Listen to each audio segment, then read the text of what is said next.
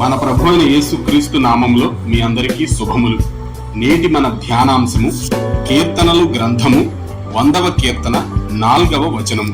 కృతజ్ఞతార్పణలు చెల్లించుచు ఆయన గుమ్మములలో ప్రవేశించుడి, కీర్తనలు పాడుచు ఆయన ఆవరణములలో ప్రవేశించుడి, ఆయనను స్తుతించుడి, ఆయన నామమును ఘనపరచుడి. ప్రియ దేవుని బిడ్డలారా, క్రైస్తవులమైన మనము క్రమముగా మందిరానికి వెళుతూ ఉంటాము. అయితే మనము గమనించవలసిన ముఖ్యమైన విషయం ఏమిటంటే, ఏ విధమైన మనస్సుతో మందిరానికి వెళుతున్నాము, ఎటువంటి హృదయ స్థితితో దేవుని ఆలయములోనికి అడుగు పెడుతున్నాము అనే విషయాన్ని మనమందరము ఎంతో జాగ్రత్తగా పరిశీలించుకోవాలి.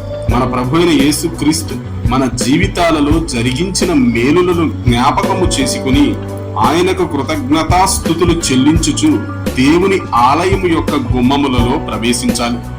అంతేగాని అది లేదు, ఇది లేదు, నేనెందుకు ఇంకా ఇలా ఉన్నాను అనేటువంటి అసంతృప్తికరమైనటువంటి ఆలోచన ధోరణితో, తలంపులతో మన ప్రభువు ఆలయములో ప్రవేశించకూడదు.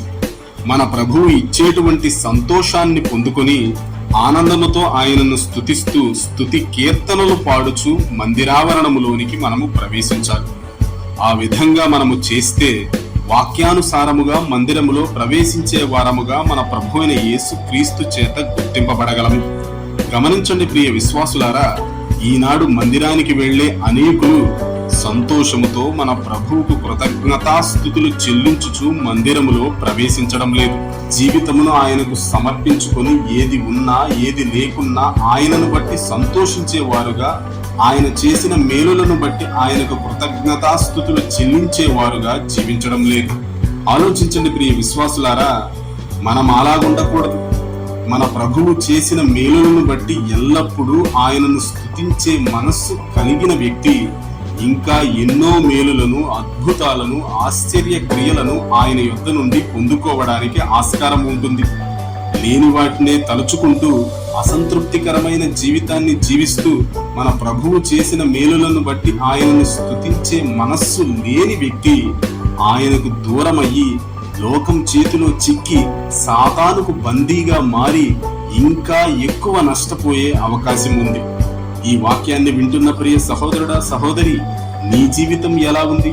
మన ప్రభువు చేసిన మేలులను బట్టి ఆయనను స్తుతిస్తున్నావా, లేక లేని వాటిని నిత్యం తలచుకుంటూ స్తుతి లేనటువంటి, సంతోషము లేనటువంటి అసంతృప్తికరమైన జీవితాన్ని జీవిస్తున్నావా? ఒక్కసారి ఆలోచించుకో. చెప్పబడిన వర్తమానమును బట్టి నీ మనస్సాక్షి నిన్ను గద్దిస్తే ఇప్పుడే నీ హృదయ స్థితిని బట్టి పశ్చాత్తాపపడి నీ వైఖరిని మార్చుకో.